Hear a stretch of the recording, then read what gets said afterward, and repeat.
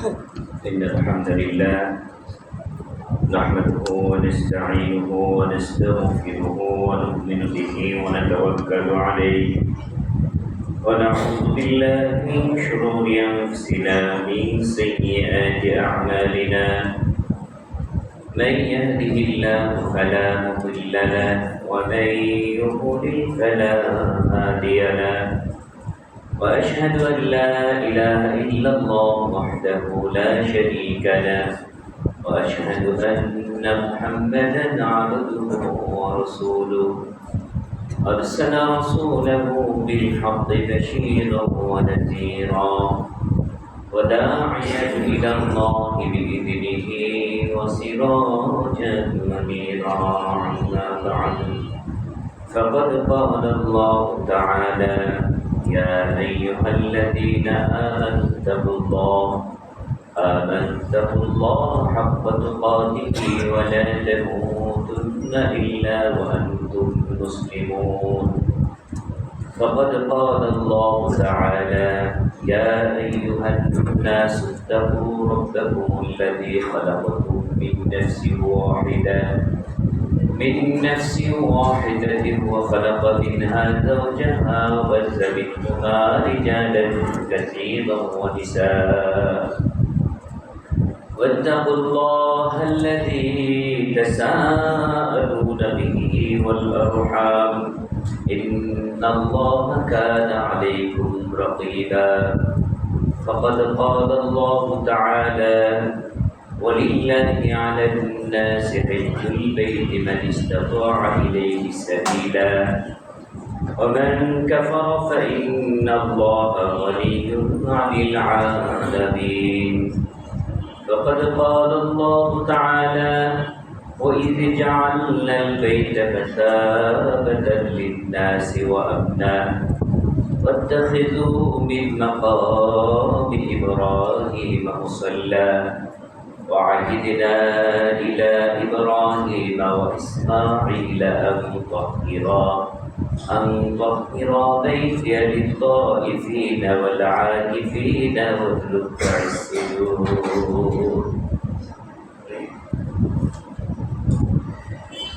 عن عبد الله بن عمر قال قال رسول الله صلى الله عليه وسلم بني الإسلام على خمس شهادة لا إله إلا الله وأن محمدا عبده ورسوله وإقام الصلاة وإيتاء الزكاة والحج وصوم رمضان متفق عليه.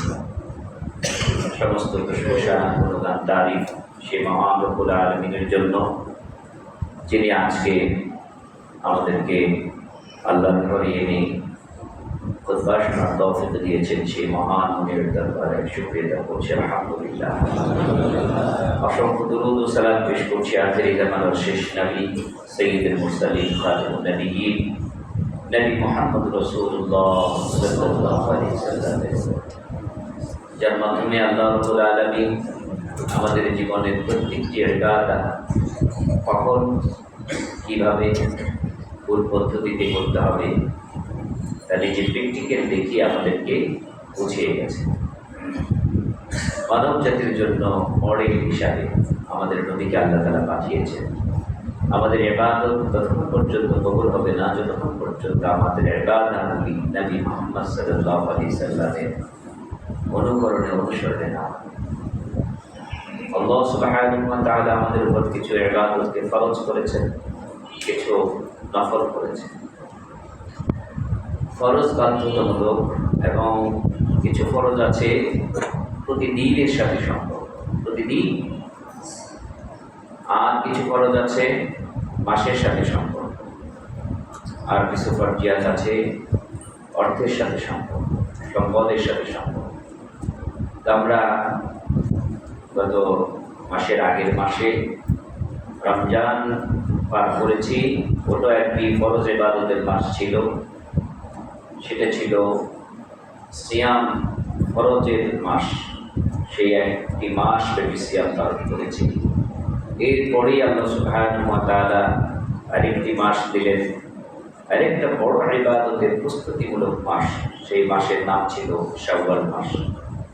এটা কোন প্রস্তুতি, কোন বড় আমলের, যেই মাসগুলি এখন রানিং চলছে, যে মাসগুলিকে আল্লাহ সুবহানাহু ওয়া তাআলা হারাম মাস হিসেবে, সম্মানিত মাস হিসেবে ঘোষণা করেছেন। 4টা সম্মানিত মাস। এই সম্মানিত মাস 4টার মধ্যে 3টা সিরিয়াল মতো। একটি হচ্ছে জিলকাদ, জিলহাজ, মুহররম। আমরা এখন যে মাসটা অতিবাহিত করছি শুরুতে, এই মাসটা হচ্ছে জিলকাদের মাস।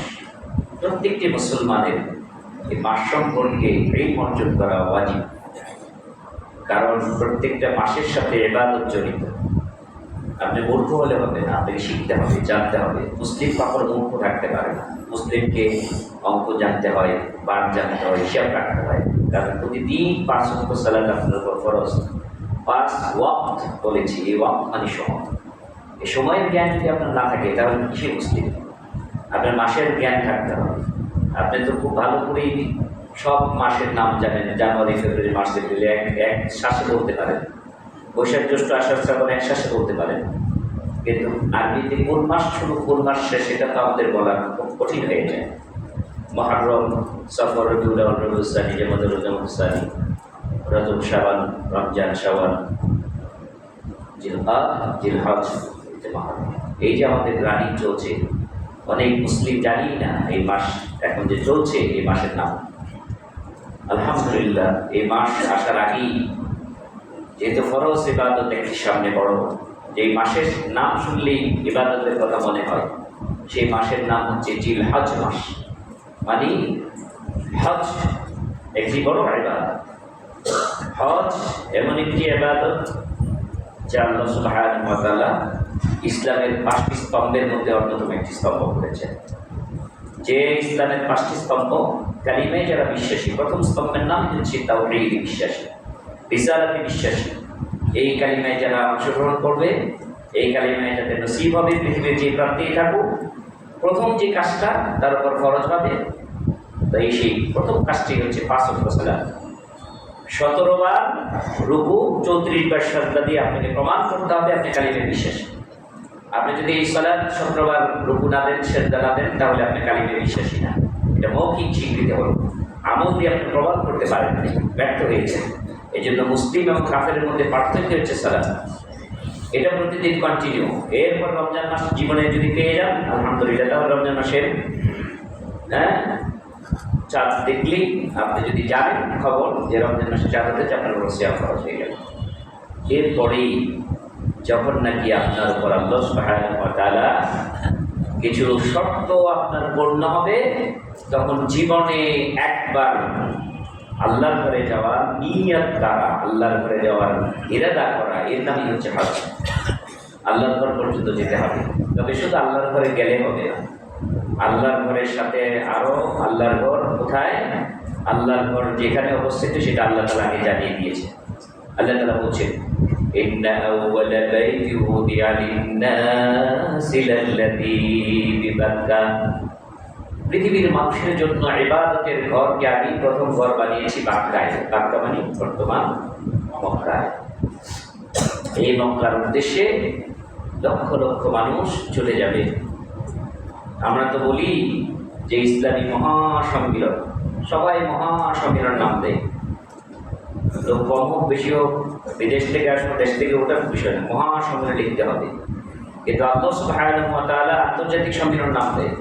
কিন্তু আল্লাহ সুবহানাহু ওয়া তাআলার দৃষ্টিতে আন্তর্জাতিক সম্মিলন, বিশ্ব ইজতেমা, বিশ্ব ইজতেমা মানে বিশ্বের সব মানুষ একসাথে বসবে, একসাথে হবে, এটা একটা জায়গা এবং নিরাপত্তার চাদর দিয়ে আল্লাহ তাআলা ঢেকে রেখেছেন। সেই জায়গার নাম হচ্ছে আরাফার ময়দান এবং কাবার ঘরকে কেন্দ্র করে আল্লাহ তাআলা বলছেন, وَإِذْ جَعَلْنَا الْبَيْتَ مَثَابَةً لِلنَّاسِ وَأَمْنًا।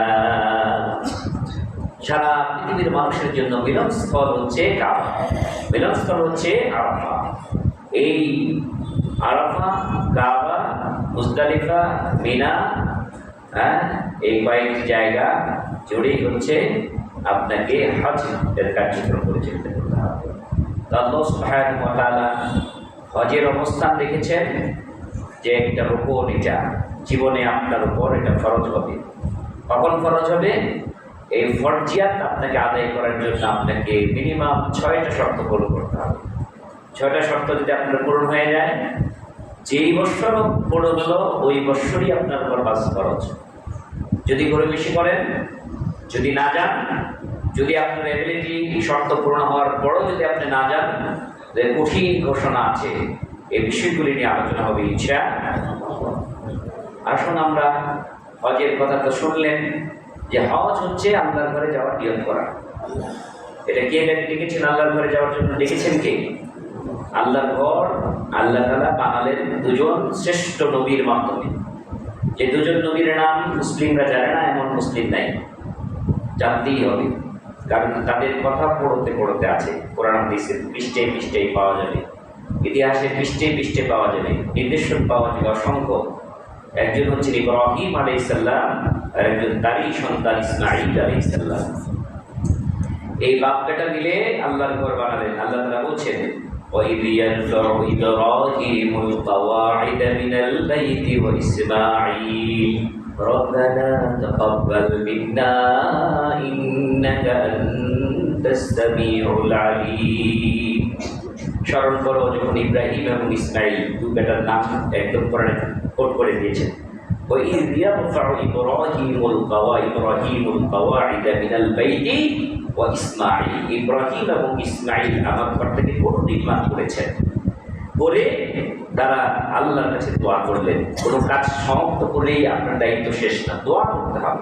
যে কোনো কাজ করেন, কাজ করার দায়িত্ব আপনার, কবুল করার দায়িত্ব কার? আল্লাহ। ইবাদত করার দায়িত্ব আমাদের, কবুল করার জন্য প্রত্যেক ইবাদতের উপরে দোয়া আছে, দোয়া করতে হবে আল্লাহর কাছে কবুলিয়াতের জন্য। এই জন্য বাপ বেটা মিলে জানেন যেটা আল্লাহর ঘর, আল্লাহ নির্দেশই করেছি, তারপর আল্লাহর কাছে দোয়া করলেন, রব্বানা তাকাব্বাল মিন্না ইন্নাকা আনতাস সামিউল আলিম।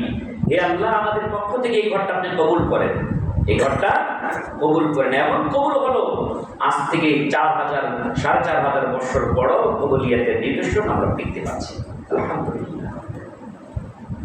সেই কবুল হওয়ার পরে আল্লাহ সুবহানাহু ওয়া তাআলা দায়িত্ব দিলেন মসজিদের যখন নির্মাণ করার পরে একজন রাজমিস্ত্রি, একজন যুবালী বাপ বেটা মিলে আল্লাহর ঘর বানালেন। বানানোর পরে আল্লাহ তাআলা বলছেন যে এই ঘরটাকে, তোমাদের এই ঘরের প্রতি কিছু দায়িত্ব আছে, খালি বানালেই শেষ হয়ে গেল না, টাকা দিলাম, অর্থ দিলে, শ্রম দিলাম হলো না, এরপরে এটাকে আবার সংরক্ষণ করতে হবে, দায়িত্ব পালন করতে হবে। আল্লাহ তাআলা বলছেন, وَعَهِدْنَا إِلَى إِبْرَاهِيمَ وَإِسْمَاعِيلَ أَنْ طَهِّرَا بَيْتِيَ لِلطَّائِفِينَ وَالْعَاكِفِينَ وَالرُّكَّعِ السُّجُودِ।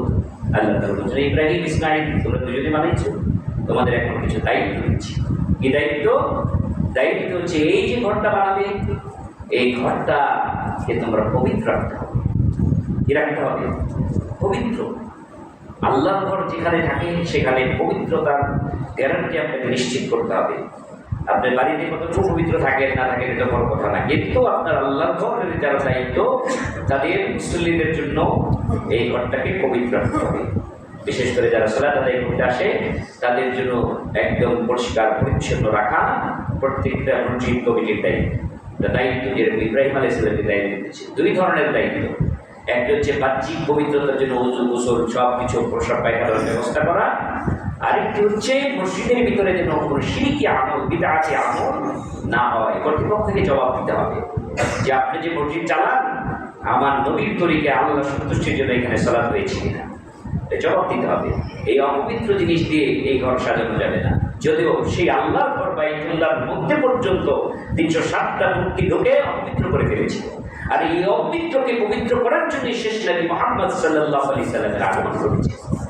তো সেই ইব্রাহিম ইসমাঈল আলাইহিস সালামকে বলছেন আল্লাহ তাআলা, ওয়া'আইদনা আলা ইব্রাহিম আন তাহিরা বাইতি লিত-তাইফিন। এই ঘরটাকে এক নম্বর যারা তাওয়াফ করতে আসবে তাদের জন্য পবিত্র। কি করতে আসবে? তাওয়াফ করতে আসবে। তাওয়াফ করে কারা? এটাও আল্লাহর ঘর, ওটাও বাইতুল্লাহ আল্লাহর ঘর, কিন্তু এই ঘরে তাওয়াফ চলবে না। আপনি যদি মনে করেন কাবার মতো করে একটা ঘর বানিয়ে বাংলাদেশে শুরু করে দিয়ে হজ করা, কিছু টাকাও নিব, কিছু এরাম বেঁধে চতুর্দিকে ঘুরবে, 7 রাত চক্কর দিলে হজ হয়ে যাবে, এরকম ঘোষণা যদি পিসাবরা পারতো এই কাজটা করতে তাহলে অন্যরা করে ফেলতেন। অনেক পিসাব মাজারকে কাবা ঘরের আদলে বানিয়েছে, এরকমও দেখেছি, নাউজুবিল্লাহ। তো কারণ পিসাবদের কেবলা মনে করে, কেবলা বাবা কাবা, কেবলা কাবা, এরকম তাদের থিম আছে। তো আসলে কাবা একটাই, কাবা মুসলমানদের কাবা কয়টা? একটা কাবা। সেটা কোথায়? বাক্কায়। সেই কাবা ঘরকে পবিত্র রাখার জন্য ইব্রাহিম আলাইহিস সালামকে বললেন, তোমরা পবিত্র রাখবে। প্রথম শ্রেণী হচ্ছে তাওয়াফি, যারা তাওয়াফ করতে আসবে। তাওয়াফ মানে কি? আশ্চর্যজনক ইবাদত। তাওয়াফ মানে এই ঘরের চতুর্দিকে ঘুরতে হবে, কয়বার? 7 বার ঘুরতে হবে, এবং বিশেষ পদ্ধতিতে, বিশেষ পোশাকে, বিশেষ বাক্য দিয়ে। সুবহানাল্লাহ। এই বাক্য অন্য সময় আপনি বলতে পারবেন না। যখন আপনি এই ঘরকে কেন্দ্র করে একটা তাওয়াফ করতে যাবেন, তখন একটা বাক্য আপনাকে বলতে হবে। সেটা কি? লব্বাইক আল্লাহুম্মা লব্বাইক, লব্বাইক লা শারীকা লাক লব্বাইক, ইন্নাল হামদা ওয়ান নি'মাতা লাকা ওয়াল মুলক লা শারীকা লাক। তালবিয়া। এটা আপনি কোনো ইবাদতে পাবেন না। এই যারা আল্লাহর ঘর তাওয়াফ করতে যাবে, তারা এই তালবিয়া পড়তে পড়তে পড়তে পড়তে যাবে। বিরাট একটা সৌভাগ্যের বিষয় যে পৃথিবীর কত মানুষ আসলো গেল, কিন্তু সব মানুষের মধ্যে সবাই শর্ত পূর্ণ হয় নাই, যেতেও পারে নাই, এই তালবিয়া বলতে পারে নাই। এজন্য আল্লাহ তাআলা যখন বানালেন, ঘর বানালেন, পবিত্র রাখার দায়িত্ব দিলেন, পবিত্র রাখলেন, এবং বললেন আরেকটা দায়িত্ব দিলাম। ইব্রাহিম আলাইহিস সালামকে বিশেষ করে বললেন, তুমি এই ঘরের মুয়াজ্জিন, তুমি এই ঘরের কি? মুয়াজ্জিন। কারণ এই ঘরেরও মুয়াজ্জিন আছে, তবে এই ঘরের মুয়াজ্জিন 5 ওয়াক্ত সালাতের জন্য আযান দিবে, কিন্তু আল্লাহর ঘর তাওয়াফের জন্য একটা আযান হবে। আল্লাহ তাআলা বলেন আযিন ফিন নাসি বিল হজ, হে ইব্রাহিম, সারা পৃথিবীর ও প্রান্ত থেকে মানুষেরা উঠে আসবে, হেঁটে আসবে, দূর দূরান্ত থেকে আসবে এই ঘরকে তাওয়াফ করার জন্য। তাদের জন্য আযিন, আযান দাও, মানে ডাকো, তাদেরকে ডাকো, ডেকে এখানে আসতে বলো। তিনি আশ্চর্য হয়ে গেলেন, যেই পাহাড়ের মাঝখানে একটা ছোট্ট জায়গায় আমাকে দাঁড়িয়ে আল্লাহ তাআলা ডাকতে বলেছে সারা পৃথিবীর মানুষকে। সেই পৃথিবীর মানুষ শুনবে কিভাবে যেই ঘরে আসার জন্য আহ্বান হয়েছে? আল্লাহ তাআলা নিজে দায়িত্ব নিলেন যে তুমি একবার আযান দাও, সারা পৃথিবীর যাদেরকে আমি শর্ত পূরণের তৌফিক দেব, তারা আমার ঘরে চলে আসবে। সুবহানাল্লাহ। সেই ঘোষণাই আল্লাহ তাআলা বলছেন। এভাবে আল্লাহ নিজে দাওয়াত দিচ্ছেন। ইব্রাহিম আলাইহিস সালাম তো দাওয়াত দিলেনই, এবং এই দাওয়াতটা কুরআনুল কারীমে আল্লাহ তাআলা কোট করে বলছেন। সূরা আল ইমরানের 57 নম্বর আয়াতে আল্লাহ তাআলা বলছেন, وَلِلَّهِ عَلَى النَّاسِ حِجُّ الْبَيْتِ مَنِ اسْتَطَاعَ إِلَيْهِ سَبِيلًا وَمَنْ كَفَرَ فَإِنَّ اللَّهَ غَنِيٌّ عَنِ الْعَالَمِينَ। وَلِلَّهِ عَلَى النَّاسِ, এটা আল্লাহ পাকের পক্ষ থেকে ঘোষণা, আল্লাহ পাকের পক্ষ থেকে দাওয়াত। মুয়াজ্জিন বলে হাইয়া আলাস সালাহ, হাইয়া আলাল ফালাহ, একদম ডাইরেক্ট আসো আসো আসো, হাইয়া হাইয়া আসো। আল্লাহ এইভাবে দাওয়াত দেন নাই হযরত হাদিস সাহেবদেরকে। আল্লাহ তাআলা বলছেন এইভাবে, ওয়ালিল্লাহি আলান নাস, মানুষের উপর দায়িত্ব হচ্ছে। ওয়ালিল্লাহি আলান নাসি, মানুষের উপর দায়িত্ব হচ্ছে। ওয়ালিল্লাহি আলান নাসি হিজ্জুল বাইত, আমার ঘরে আসার নিয়ত করা, আমার ঘরে আসার নিয়ত করা। এটা আল্লাহ বলছেন, ওয়ালিল্লাহি আলান নাসি হিজ্জুল বাইত, আমার ঘরে আসার নিয়ত করা মানুষের উপর দায়িত্ব। কোন মানুষের উপর? সবার উপর না। আল্লাহ তাআলা বলছেন, ফানিস্তাতাআ ইলাইহি সাবিলা, যে মানুষগুলোকে আমার ঘর পর্যন্ত আসার সামর্থ্য দিয়েছি। সুবহানাল্লাহ। তাহলে আল্লাহর ঘরে যাওয়ার সামর্থ্য কে দিবেন? আল্লাহ নিজে দিবেন। তাহলে সব মানুষকে দাওয়াত দেয় নাই। সামর্থ্যবান খাস করে মহাসম্মিলন বিশ্ব ইজতেমায় যাওয়ার জন্য আমাকে আপনাকে যাকে সিলেক্ট করা হয়েছে, তারাই এখানে যেতে পারবে।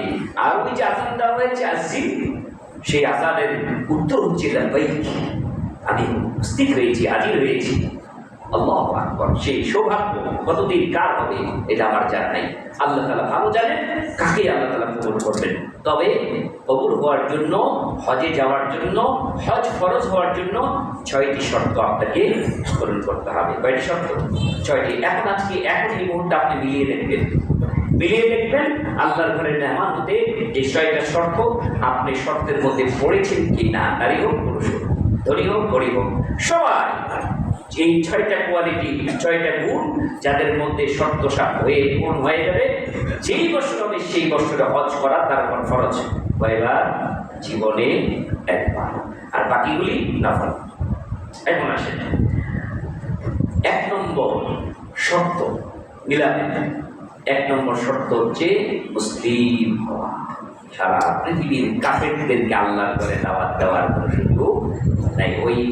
ওই কাঠটাই পায় নাই, ওই কাঠটাই আল্লাহ তাআলা দেয় নাই। প্রথম কাঠের নাম কি? কৃষক কাঠ না, প্রথম ফ্যামিলি কাঠ না, এই প্রথম কাঠের নাম কি? লা ইলাহা ইল্লাল্লাহ। সারা পৃথিবীর যে প্রান্তে একজন মানুষ বলবে লা ইলাহা ইল্লাল্লাহ, সে মুসলিম। সে কি? মুসলিম। এই হয়ে গেল। আলহামদুলিল্লাহ, কোন কাফের আল্লাহর মসজিদে এসে সালাত আদায় করে না। আমি নিশ্চিত এখানে যারা আল্লাহর ঘরে আমরা এসেছি, আমরা সবাই আমাদের পরিচয় হচ্ছে আমরা মুসলিম। হয়ে গেল একটা শর্ত পূরণ। 2 নম্বর শর্ত হচ্ছে সকল মুসলিমের উপর হজ ফরজ হয় না। একটা বয়স অতিক্রান্ত হলে পরে তার উপর হজ ফরজ হয়। বিয়ের যেরকম সরকারি রুলস আছে, কত বছর, 18 বছর, কত বছর হলে বিয়ে করতে হবে। 18 বছর 10 দিন আগেও নাকি বিয়ের বয়স হয় না, কিন্তু ইসলাম এভাবে সাজায়নি। ইসলাম সাজিয়েছে যখন সে বালেগ হবে। কে যে কবে বালেগ হবে সেটা সে ছাড়া সরকারও জানে না। বালেগ হওয়ার পরে বিয়ে করতে হবে, আর বালেগ হওয়ার পরে, মুসলিম হওয়ার পরে, বালেগ হওয়ার পরে হজ ফরজ হয়। কি হওয়ার পরে? বালেগ হওয়ার পরে। তো বালেগটা হন নেই, ওই 18 বছর পরে বালেগ হবেন না। আপনি যেদিন ইসলামের দৃষ্টিতে যেদিন বালেগ হবেন সেটা জেনে নেবেন কখন কিভাবে বালেগ হয়। সেটা বালক বালিকা, যে উচ্চ বিদ্যালয় ওই বালক বালিকা না, ওটার বয়স আলাদা। আর ইসলামের যে বালক বালিকা সেটা হায়াত নেফাস, এবং যেটা আপনার ছেলেদের যে হয়, যেভাবে বোঝা যায় যে সে বালেগ হয়েছে, বিয়ের বয়স হয়েছে, সেটি বালেগ। 18 বছর লাগে না। এরপরে আপনি এখানে যারা মুসল্লি আছে, বালকও আছে, নাবালেগও আছে। তাহলে এইখান থেকে বিভাগ হয়ে গেল। তাহলে সবার উপর কি হয় নাই? এইখানেই মসজিদে আমরা সবাই মুসলিম, ছোট হোক বড় হোক, মুসলিম সবাই। কিন্তু সবাই কি? যারা নাবালেগ তাদের উপর হজ কি হয় নাই? ফরজ হয় নাই। তাহলে এখানে একটু কমে গেল সংখ্যা। 2 নম্বর, 3 নম্বর হলো আপনাকে স্বাধীন হতে হবে। কি হতে হবে? স্বাধীন হতে হবে। স্বাধীন মানে কি? আপনার উপর কোনো মামলা নাই, আপনার কোনো কোনো জারি নাই যে আপনাকে অ্যারেস্ট করা হবে, তারপরে আপনি জেলখানায় আছেন, এরকম কিছু না। আপনি স্বাধীন, যে কোনো মুহূর্তে আপনি আল্লাহর ঘরে যাওয়ার জন্য প্রস্তুত। আপনি গোলাম না, আপনি স্বাধীন। এই শর্ত যদি পূরণ হয়, আশা করি এইখানে যারা আছেন সবাই কি? আমরা স্বাধীন। এরপরে ওর কয়টা হলো? 3টা। একটা হলো মুসলিম হওয়া, বালেগ হওয়া, স্বাধীন হওয়া। এরপরে হচ্ছে জ্ঞানবান হওয়া। জ্ঞানবান মানে কি? জ্ঞানবান মানে পাগল না হওয়া। অর্থাৎ পাগলের উপর আল্লাহ তাআলা কোনো শরিয়াত ফরজ করেন না। পাগলের উপর থেকে আল্লাহ তাআলা কলম উঠিয়ে নিয়েছেন। অর্থাৎ 3 শ্রেণীর মানুষের উপর থেকে আল্লাহ তাআলা শরিয়াত, যে নেক এবং সওয়াব এবং গুনাহ লেখার যে কলম, এটা উঠিয়ে নিয়েছেন। 1 নম্বর হলো শিশু বাচ্চা, তার উপর কলম নাই। 2 নম্বর হলো ঘুমন্ত ব্যক্তি, তার উপর কলম নাই। 3 নম্বর কে? যে পাগল, তার উপর কি নাই? কলম নাই। এই জন্য পাগল, কারণ তার সিরা ছিঁড়ে গেছে, এটা আপনারও শিখতে পারেন। ওই তার সিরা মানে কি? পাগল বলি, মানে তার ব্রেন ঠিক নেই, সে নিজে ঠিক করতে পারে না। কাজী তার উপর আল্লাহ তাআলা শরীর চাপিয়ে দেয় নাই, সে উলঙ্গ থাকতে পারে। আর আমরা এত পাগল, ওই চেয়ে বড় পাগল আমরা। একটা উলঙ্গ মানুষ দেখলে আমরা মনে করি এটা লেংটা বাবা, আর এটাকে কবর দেওয়ার পরে লেংটা বাবার মাজারও বানাই, এবারে পুজোও করি, হাদিয়া তোফাও দিয়ে, এবার মেলাও বসাই, গাজার আড্ডা বসাই।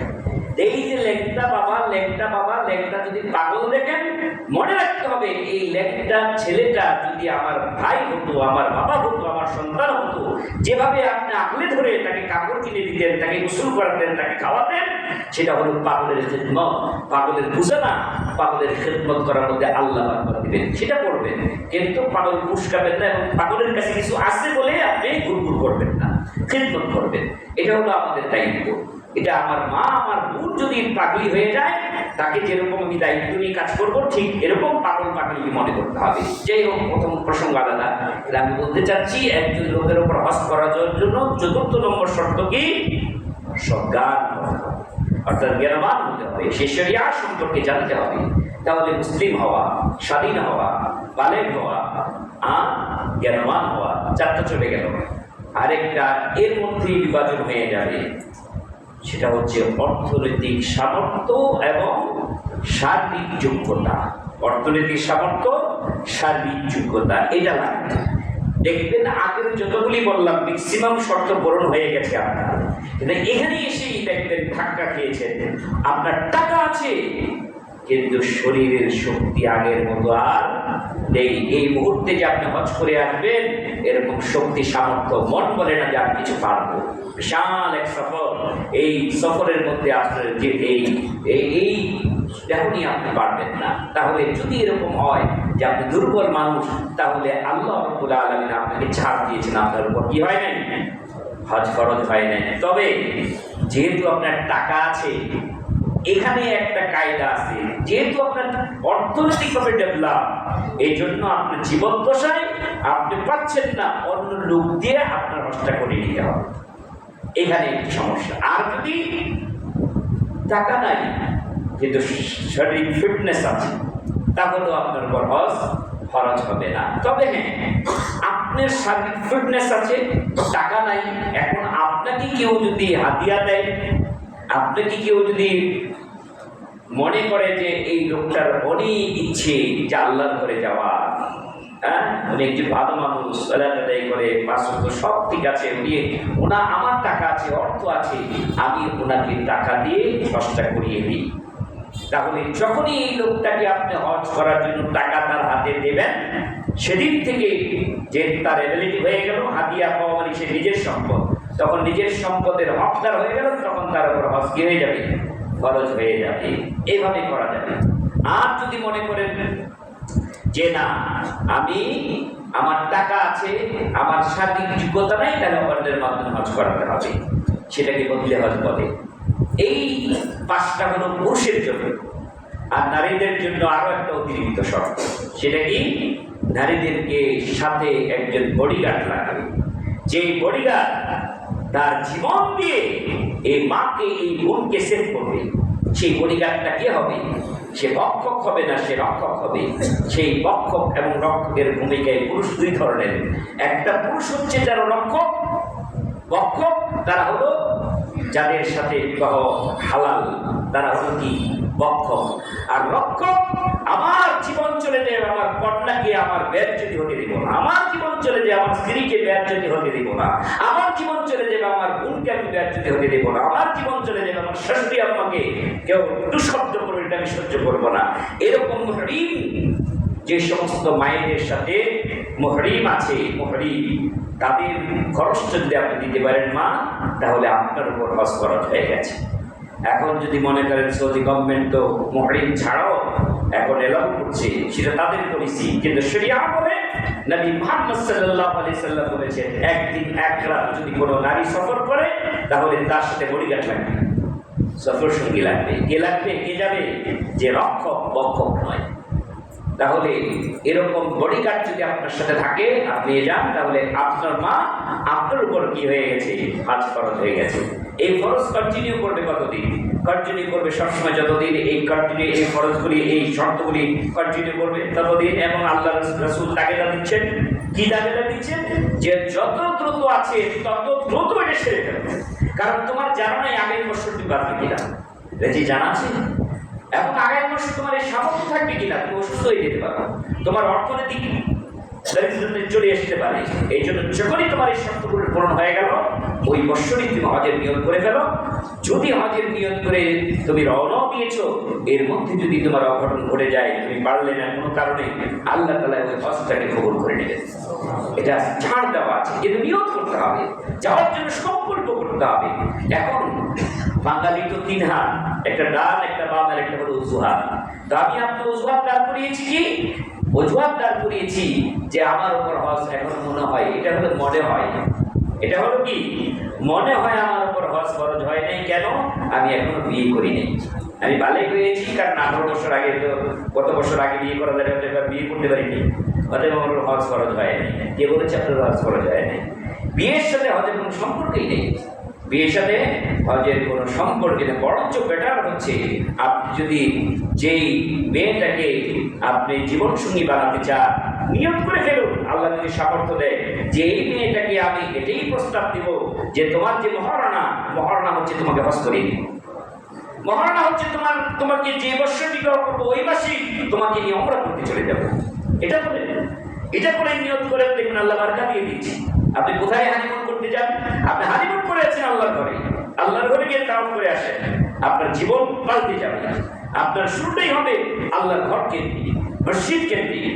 কাজী ওটা করে সারা পৃথিবী থেকে আমি আল্লাহ কয়েকবার যাওয়ার সুযোগ হয়েছে, আমার দেখেছি ইয়াং জেনারেশন যেভাবে তাদের নবদম্পতিরা যেভাবে হজ করে। বাংলাদেশের নিয়ম হচ্ছে সব কাজ সারো আগে। কি কাজ? বিয়ে করি নাই 1 নম্বর কাজ। 2 নম্বর কাজ, ছোট ছোট বাচ্চা আছে, 2 নম্বর কাজ এগুলি বড় করতে হবে, তারপরে হজে যেতে হবে। 3 নম্বর কাজ কি? ছেলে মেয়ে বড় হয়ে গেছে, এগুলি বিয়ে দিতে হবে, এর কাজে এখন যাওয়া যাবে না। 4 নম্বর কাজ কি? আরে ব্যবসা বাণিজ্য করি, কত মিথ্যা কথা বলতে হয়, এগুলি শেষ করি আগে। চাকরি সারি ঘুষ খেতে হয়, সুদ খেতে হয়, এগুলি শেষ করি, তারপরে শেষে ভালো মানুষ হয়ে যাবে। এরপরে শেষ বয়সে যেতে পারবেন, কোন রকম যেতে পারবো, খালি আমাকে একটু ধৈর্য ধরে হেল্প করে। এই হচ্ছে হজ বাংলাদেশে। কিন্তু আল্লাহ নবী বললেন, এমনকি আল্লাহ তাআলা সুন্দর করে দাওয়াত দিচ্ছেন, ওয়ালিল্লাহি আলান নাস হিজ্জুল বাইতি মান ইসতাতা ইলাইহি সাবিলা, যাদেরকে আমি সামর্থ্য দিয়েছি তারা আমার ঘরে যেন চলে আসে। আর আসলে যদি গরিব করো, অস্বীকৃতি জানাও, তাহলে মনে রেখো তোমার মুখ থেকে আমি নই, বরং তুমি আমার মুখাপেক্ষি।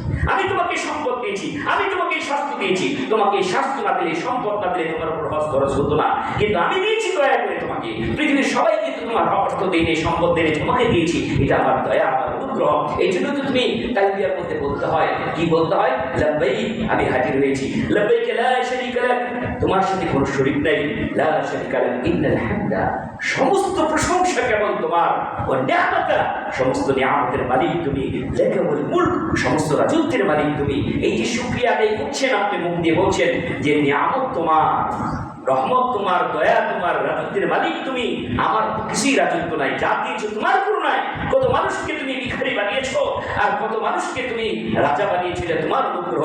কুলিল্লাহুম্মা মালিকাল মুলক তুতিল মুলকা মান তাশা ওয়া তানজিউল মুলকা মিম্মান তাশা ওয়া তুইজ্জু মান তাশা ওয়া তুযিল্লু মান তাশা বিয়াদিকাল খায়র ইন্নাকা আলা কুল্লি শাইইন কাদির। কাউকে তুমি ধনী বানিয়েছো, কাউকে তুমি গরীব বানিয়েছো, কাউকে তুমি অপমান করো, কাউকে তুমি সম্মানিত করো, সমস্ত বিয়াদিকাল খায়র, সমস্ত কল্যাণ কার হাতে? আল্লাহর হাতে। বিয়াদিকাল খায়র ইন্নাকা আলা কুল্লি শাইইন কাদির, সমস্ত কিছুর উপর শক্তি রাখেন কে? আল্লাহ রাব্বুল আলামিন। কাজেই তোমার যে শক্তি, এটা আল্লাহর দেওয়া, তোমার যে সম্পদ, এটা আল্লাহর দেওয়া। এই জন্য আল্লাহ তাআলা বলছেন, ওমান কাফারা ফাইন্নাল্লাহা ওয়ালিয়্যুন আলিল আলামিন। তুমি যদি অস্বীকৃতি জানাও, তোমাকে সামর্থ্য দেওয়ার পরও মনে রেখো, ইন্নাল্লাহা ওয়ালিয়্যুন আলিল আলামিন, সারা পৃথিবীর মধ্যে ধনী হলাম আমি। ওয়ালিয়্যুন আলিল আলামিন, সারা পৃথিবীর মধ্যে সবচেয়ে ধনী তিনি কে? আল্লাহ সুবহানাহু। গনি মানে অমুখাপেক্ষী, আমি গনি আর তোমরা ফকির। ওয়া আনতুমুল ফুকারা, তোমরা সবাই ফকির, তোমরা সবাই ফকির। কত কোটি টাকার মালিক হয়েছে, তারপর তুমি ফকির, কিচ্ছু নাই তোমার। সারা পৃথিবীর মালিকও যদি হও, তাহলে সারা পৃথিবীর মালিকই যে একটা জান্নাতি লোক হবে, শেষ যে জান্নাতি হবে, তাকেই তো 10টা জান্নাতের সমান, পৃথিবীর সমান 10টা পৃথিবীর সমান জান্নাত দেওয়া হবে। তাহলে তুমি কিসের মালিক? কিসের মালিক? তুমি ফকির, আমার তুমি ফকির। বিশ্ব ব্রহ্মাণ্ডে যারা ঘুরে বেড়ায়, তারা দেখে আল্লাহ সৃষ্টি, নৈপুণ্য আল্লাহর কত বিশাল সৃষ্টি, ব্ল্যাক হোল, কত হাজার হাজার তারকা লিখে শেষ করে ফেলে। সেই ব্ল্যাক হোলের তুলনায় সারা এই পৃথিবী, চাঁদের তুলনায়, সূর্যের তুলনায় সেই পৃথিবী নগণ্য একজন বাসী হয়ে, নগণ্য একটা কারখানার একটা ইন্ডাস্ট্রির মালিক হয়ে, আমি একটা বড় কি হয়ে গেলাম, এরকম ভাব নিয়ে চলার মধ্যে আল্লাহ পানি ঢেলে দিয়েছেন। ওয়া আনতুমুল ফুকারা, তুমি ফকির। ওয়া আনতুমুল ফুকারা, তুমি ফকির। আল্লাহু গনিয়্যুন, আমি হচ্ছি ধনী। আল্লাহু সামাদ, আমি হচ্ছি অভাব, তো তুমি অভাব। তোমার সম্পদ আছে, অর্থ আছে, তোমার স্বাস্থ্য নাই, স্বাস্থ্য আছে, সম্পদ নাই। তোমার সম্পদ আছে, ছেলে মেয়ে নাই, ছেলে মেয়ে আছে, সম্পদ নাই। কত রকম অভাব তোমার। তুমি একটা ভাষা ভাষা, সারা পৃথিবীর কত ভাষা, সব বুঝি আমি, তুমি কিছুই বুঝো না। আল্লাহ আল্লাহ, এই জন্য আল্লাহ তাআলা সতর্ক করছেন। এবং এমনকি ওমর রাদিয়াল্লাহু তাআলা আনহু বলেন, ওনার শাসন আমলে আমার মন চায় যে আমি কিছু লোককে নিয়োগ দিই, এই দায়িত্ব দিয়ে তোমরা খোঁজ লাগাও, খোঁজ খবর নাও, কে হজ ফরজ হওয়ার পরে হজ করে নাই, তাকে ওই তারিখেই নিয়ে আসো, আসলে সে মুসলিমই না, তার উপর জিজিয়া কর ছাপিয়ে দাও। চিন্তা করা যায়, যে হজ করে নাই তাকে ওমর রাদিয়াল্লাহু তাআলা কি মনে করতেন? মুসলিমই না, মুসলিমই মনে করেন না। আর নবী মুহাম্মদ সাল্লাল্লাহু আলাইহি সাল্লাম বলেছেন, কেউ যদি হজ না করে সামর্থ্য থাকার পরও সে ইহুদি না খ্রিস্টান হয়ে মারা গেল, আমি নবী জানি না, আমি নবী জানা নাই সে ইহুদি না খ্রিস্টান। কাজী খুব সাবধান, জীবনে একবার খরচ কিন্তু খুব ইম্পর্টেন্ট। সবাইকে আল্লাহ দাওয়াত দেয়, আল্লাহু আকবার। আর যাবেন না কেন? দাওয়াত পাওয়ার পরে আপনার যখন অ্যাবিলিটি হয়ে গেল তখন যাবেন না কেন? ওখানে গেলে আপনি জান্নাতের মিনিমাম 3টা জিনিস নিজের চোখে দেখবেন। সুবহানাল্লাহ। জান্নাতি নিদর্শন 3টা আপনি নিজের চোখে দেখবেন এবং কিয়ামত পর্যন্ত আল্লাহ এটাকে বলবৎ রাখবে। কিয়ামত পর্যন্ত একটা দুটো পাথর, হযরত আসওয়াদ মাকাম ইব্রাহিম, হযরত আসওয়াদ মাকাম ইব্রাহিম, দুটি জান্নাতি পাথর। আর জান্নাতি ঝর্ণা দ্বারা কূপ, জামজামের কূপ, যে পানি কোনোদিন নিঃশেষ হয়ে যাবে না। আল্লাহু আকবার। সেটা আল্লাহর ঘরে না গেলে আপনি বুঝতে পারেন, অনেক মাজারের মধ্যে বড় বড় পাথর রেখে দেয়, বড় বড় পাথর রেখে দেয়, ওই পাথর কিছু খায়, পাথর দিয়ে পানি করে, কুমির রেখে দেয়, কুমিরের দিয়ে চিন্তা করে। আপনি কোথায় যাচ্ছেন? যেখানে আল্লাহর যেগুলিকে আল্লাহ নিদর্শন করেছেন সেই নিদর্শনের খবর নাই, আর যেগুলি আমি আপনি বাড়িয়ে ব্যবসা করতে সেরেছি এগুলির মধ্যে আপনি পাগল হয়ে গেছেন। আপনি ওখানে চলে যান, আর ওখানে আপনি যেতে পারবেন না। তো এইভাবে আপনি আপনাকে যেতে হলে আল্লাহর মেহমানের পোশাক পরতে হবে। হজের জন্য আপনাকে জানতে হবে যে হজের মধ্যে রুকুন কয়টি, হজের মধ্যে ওয়াজিব কয়টি, হজের মধ্যে সুন্নাহ কয়টি, কোন কারণে হজ নষ্ট হয়ে যায়, কোন কারণে আপনি গেলেন সফরে কিন্তু আপনি এমন কিছু কাজ করতে পারেন না যে কারণে হজ হয় না, এটা জানতে হবে। এমন কিছু কাজ করে ফেললেন যেগুলি আপনার ওয়াজিব ছিল, এগুলি করতে পারেন নাই, কিন্তু আপনি দম দেন নাই, জরিমানা দেন নাই, কাফারা দেন নাই, হজ হবে না। এই জন্য আপনি জানতে হবে। আলহামদুলিল্লাহ, আপনাদেরকে দাওয়াত দিয়ে রাখি। আমি সপ্তাহে 2 দিন 3 দিন নাগরিক এবং দেশ টিভিতে এই হজ নিয়ে নিয়মিত আলোচনা হচ্ছে, বিভিন্ন শায়েখদেরকে নিয়ে আলোচনা হচ্ছে, আমি নিজেও আলোচনা করছি। তো নাগরিক টিভিতে প্রতিদিন 2টাই লাইভ হয়, আর দেশ টিভিতে 3.5টাই লাইভ হয়। লাইভের মধ্যে আলহামদুলিল্লাহ আমাদের সহি আকিদার মাদানী আলেম এবং আমি নিজে আরো উপস্থাপনাদেরকে নিয়ে আমরা এই হজের বিষয়ে বিশদ আলোচনা করছি। যারা হজে যেতে আগ্রহী বিস্তারিত আপনি জানতে পারবেন। সারাদিন তো আপনি মোবাইল দেখেন, একটু যেখানে যেখানে প্রচারণা আছে, আলহামদুলিল্লাহ মিডিয়াগুলি এখন সচেতন, হজ নিয়ে অনেক সুন্দর সুন্দর প্রোগ্রাম করছে, এগুলি দেখবেন। এগুলি দেখলে ডিটেলস আলোচনা শুনতে পারবেন। হজের জন্য আপনাকে এটা মনে রাখতেই হবে, হজের রুকুন 3 থেকে 4টা, এটা ছুটে গেলে হজ হবে না। 1 নম্বর রুকুন হচ্ছে ইহরাম বাঁধতে হবে। ইহরাম বাঁধা 1 নম্বর ফরজ, এটা। 2 নম্বর আল্লাহর ঘর তাওয়াফ করা ফরজ। 3 নম্বর আপনাকে সাই করতে হবে। এটা 2টি মত আছে, কিছু ইমাম বলেছেন এটা সাই করা হচ্ছে ওয়াজিব, না করলে কাফারা দিতে হবে, আর বলেছেন এটা রুকুন, ছুটে গেলে হজই হবে না। আর 4 নম্বর একটা হচ্ছে আরাফার ময়দানে অবস্থান করা। আরাফার ময়দানে অবস্থান না করলে আপনার হজ হবে না। একটা হচ্ছে উমরার রুকুন আর একটা হজের রুকুন। হজের মধ্যে আবার প্রকারভেদ আছে, আপনি কোন হজ করবেন এটাকে জানতে হবে। কারণ আপনি যদি হজের প্রকারভেদ না জানেন তাহলে ভুলিয়ে ফেলবেন। হজ 3 প্রকার, হজে কিরাম, হজে তামাত্তু, হজে ইফরাদ। বাংলাদেশের মানুষ কোন হজ করে? হজে তামাত্তু করে। হজে তামাত্তু মানে কি? আগে একটা উমরা সেরে নেবেন। আমি আপনি বছরে যে কোনো সময় উমরার জন্য নিয়োগ করতে পারি। সেটা কি? উমরার জন্য আপনাকে মাত্র 3টা ফরজ, 3টা এটাকে মনে রাখতে হবে। ইহরাম বাঁধা, আল্লাহর ঘর তাওয়াফ করা এবং সাই করা, এটা হয়ে গেল। আর মাথা মুন্ডন করলে আপনার উমরা হয়ে গেল। আর হজের জন্য প্রথমে এই কাজটা করে, উমরাটা করে, তারপরে আবার মাথা মুন্ডন করে আপনাদের পবিত্র হওয়ার পরে, হালাল হওয়ার পরে আবার 8 তারিখে নতুন করে হজের জন্য ইহরাম বাঁধা, এটা হচ্ছে হজের তামাত্তু। এভাবে করে বিশাল আলোচনা আছে। এই খুতবার মধ্যে সংক্ষিপ্ত সময় এত কিছু বলা যাবে না। তো আমি কিন্তু শুধু বলে দেই যে এখানে যে আপনি যাচ্ছেন সফরে, আপনার অবস্থাটা কি আপনি একটু মূল্যায়ন করেন। আল্লাহ তাআলা আপনাকে কেমন ভালোবাসেন আর কি দেখতে চান আপনার কাছ থেকে। আপনাদের সর্বোচ্চ আনন্দ দেখতে চায় আল্লাহ তাআলা, দেখতে চায় আপনার মনের ভিতরে কোনো অহংকার নাই। এই জন্য এমন একটি পোশাক ইহরামের মধ্যে প্রথম ফরজটাই আমি বলি, প্রথম রুকুনটাই হচ্ছে ইহরাম বাঁধা। ইহরাম বাঁধা আর ইহরাম পড়া 2টা জিনিস। ইহরাম বাঁধা হলো কাপড় পরবেন এবং মুখে তালবিয়া পড়বেন। এটা হলো ইহরাম বাঁধা এবং একটা নিয়মের মধ্যে যে কোন জায়গায় গিয়ে আপনি তালবিয়া পড়বেন। আমাদের এখানে সুন্নাত আছে, বিদআত আছে, বিদআতি আমল আছে। বাসা থেকে লাব্বাইক শুরু করে দিয়েছি, এয়ারপোর্ট থেকে সমস্যা লাব্বাইক শুরু করে দিয়েছি। আপনাকে পড়তে হবে আল্লাহর ঘরে যাওয়ার 5টি পয়েন্ট আছে। ওই 5টি পয়েন্ট যাওয়ার আগে বিমানই বলবে এখন আমরা মিকাত বলে মিকাত অতিক্রম করছি। এই বলার সাথে সাথে আপনাকে বলতে হবে লাব্বাইক। যদি উমরা নিয়ত করে লাব্বাইক উমরা এই শব্দটা মনে এবং মুখে উচ্চারণ করতে হবে লাব্বাইক উমরা।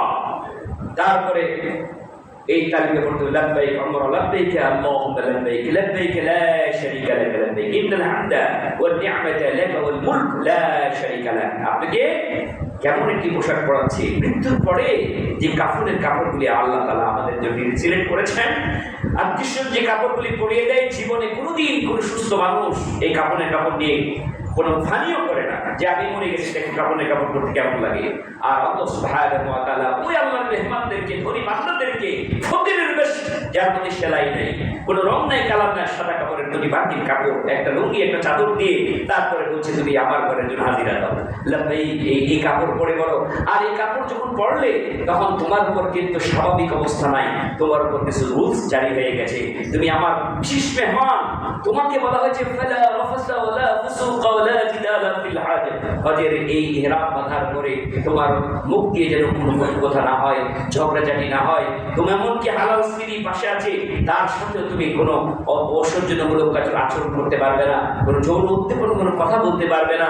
তোমার উপরে যদি এমন তুমি সুগন্ধি ব্যবহার করতে পারবে না, তোমার একটা পোশাক ছিঁড়তে পারবে না, তুমি একজন মৃত মানুষ হয়ে যাও। তোমাকে কেউ যেন তোমাকে হাজার মানুষ কষ্ট দিলেও তুমি কাউকে কষ্ট দিও না, তুমি কাউকে কষ্ট দিও না। এইভাবে করে আল্লাহ মেহমানের কাতারে দাঁড়িয়ে যাও আর নিজেকে অহংকার মুক্ত করো যে আমার আল্লাহ আমাকে এরকম ফকির বানাতে পারতেন, পোশাকহীন বানাতে পারতেন। আজকে ধনী হওয়ার পরও আল্লাহর এই পোশাক পরে আমি আল্লাহ তোমার ঘরে হাজির হচ্ছি।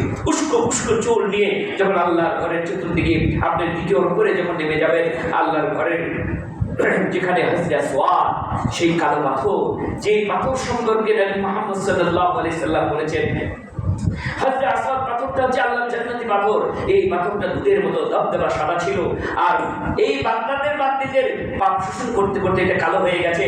এই পাথরের যদি চোখ হবে, জিহ্বা হবে, সে কথা বলবে, দেখবে, কিয়ামতের ময়দানে বলবে আল্লাহ এই লোকগুলি আমাকে চুমো দিয়েছিল, তুমি এটাকে মাফ করে দাও। এটা আল্লাহর নিদর্শন। এই পাথরগুলি কথা বলবে কিয়ামতের ময়দানে। সেই পাথরকে চুমো দিয়ে আসুন না, যদি না দিতে পারেন হাতে ইশারা করে এখান থেকে শুরু করে দিলেন। তাও 7টি তাওয়াফের নিয়ত করে আপনি যখন শুরু করে দেন পবিত্র অবস্থায়, তখন লাব্বাইক আর বলা লাগবে না। সেখান থেকে উঠলে রুকনি ইয়ামিনী আর হাজরে আসওয়াদের মাঝখানে আল্লাহর কাছে একটা খাস দোয়া করতে হবে। আল্লাহর নবী মুহাম্মদ সাল্লাল্লাহু আলাইহি সাল্লাম সেই দোয়াটা শিখিয়েলেন, রব্বানা আতিনা ফিদ দুনিয়া হাসানাতাও ওয়া ফিল আখিরাতি হাসানাতাও ওয়া কিনা আযাবান নার। এই দোয়াটা পড়বেন। তারপরে যখন ঘুরবেন তখন ইস্তিবা আছে, রমল আছে। ইস্তিবা মানে চাদরটাকে এই বহরটা বের করে দিয়ে 3 চক্কর আবার একটু দৌড়াবেন। এইভাবে আল্লাহর ঘরকে তাওয়াফ করতে করতে করতে 7টা তাওয়াফ যখন হয়ে যাবে, দ্বিতীয় রুকুন হয়ে গেল, তখন আপনি ওই যে মাকাম ইব্রাহিম, যে ইব্রাহিম আলাইহিস সালাম ইসমাঈল আলাইহিস সালামকে আল্লাহ ঘর বানানোর নির্দেশ করেছিলেন, তখন তারা আল্লাহর স্ট্রাকচার অনুযায়ী ঘর বানাতে উঁচু জায়গায় উঠতে হবে। কিভাবে উঠবে এত বড় পাথর নিয়ে? তখন আল্লাহ তাআলা জান্নাত থেকে একটা পাথর পাঠিয়েলেন, এই পাথর আমার বন্ধু ইব্রাহিমের জন্য তুমি হেল্পকারী হয়ে যাও। আমার বন্ধু তোমার গায়ে দাঁড়াবে আর তোমার গাটা তুমি নরম করে দিও। আমার বন্ধু যখন মনে মনে শুধু বলবে যে ডানে যেতে চাই, বামে যেতে চাই, উপরে উঠতে চাই, নিচে নামতে চাই, আমার বন্ধুর কমেন্ট শুনে তুমি কাজ করে দেবে এবং কাজ শেষে তোমাকে আমি সংরক্ষণ করে রাখবো কিয়ামত পর্যন্ত। এবং সেই সংরক্ষণের জায়গা কাবা ঘরের পাশেই মাকাম ইব্রাহিম, ইব্রাহিম আলাইহিস সালামের পায়ের ছাপ এখনো লেগে আছে। সুবহানাল্লাহ। সেই পাথরকে সামনে কাবা ঘরের বরাবর 2 রাকাত সালাত আপনি সুন্নাহ পড়বেন। এরপরে চলে গেলেন হযরত আসওয়াদের কাছে, চলে গেলেন আপনি জমজমের পানি একটু পান করলে সুন্নাহ হয়ে গেল। এরপরে একটা রুকুন যেটাকে বলা হয়েছে সাই করা। আল্লাহ তাআলা বলেন ইন্নাস সাফা ওয়াল মারওয়াতা মিন শাআইরিল্লাহ। আল্লাহর নিদর্শন যে সাফা মারওয়া, সাফা মারওয়া কে দৌড়িয়েছিল? আমার এক আল্লাহর বান্দী দৌড়িয়েছিল। সন্তানকে পানি ব্যবস্থা নাই, কিচ্ছু নাই, স্বামীর আনুগত্য করতে গিয়ে ওই মা হাজেরা শিশু ইসমাঈলকে নিয়ে যখন কঠিন অবস্থা অবস্থায় পড়লেন তখন একবার সাফায় একবার মারওয়ায়, যেখান থেকে শুরু করেছিলেন সাফা হাজরা, ঠিক আল্লাহর কোরআন থেকে আল্লাহ ওখান থেকে শুরু করেছেন ইন্না সাফা ওয়াল মারওয়াতা মিন শাআইরিল্লাহ। সাফা এবং মারওয়ায় তুমি 7 বার দৌড়াও। এই দৌড়ানোর পরে আপনি যখন শেষ হয়ে গেলেন মাথা মুন্ডন করে একটা উমরা হয়ে গেল। এভাবে করে হজের জন্য আবার মিনাতে যেতে হবে 8 তারিখ, আরাফায় যেতে হবে 9 তারিখ।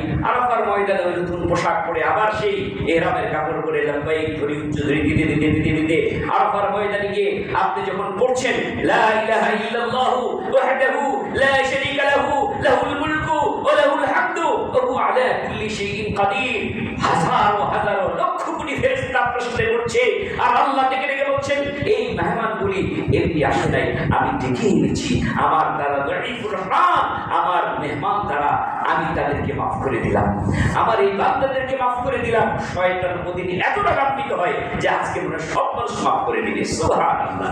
সে আরাফার ময়দানে আপনি অবস্থান করাটা ফরজ, রুকুন।